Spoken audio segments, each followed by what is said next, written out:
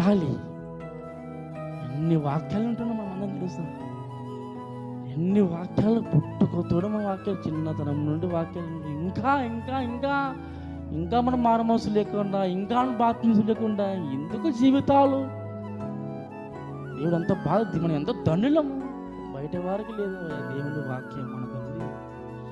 అలా ధన్యతకైన జీవితాన్ని దేవునికి ఇచ్చాడు. అది నువ్వు సద్వినియోగం చేసుకోవాలి.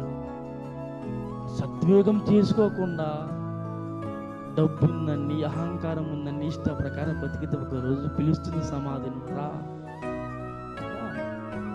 నువ్వేం చేశావు దేవుడు నా కొరకు?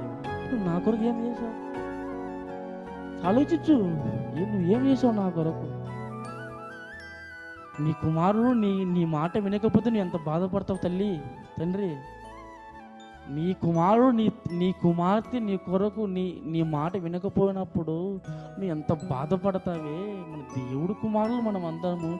దేవుని మాట విన్నప్పుడు దేవుడు బాధపడడా? నువ్వు ఒక్క కుమారుడు నీకు బాధపడితే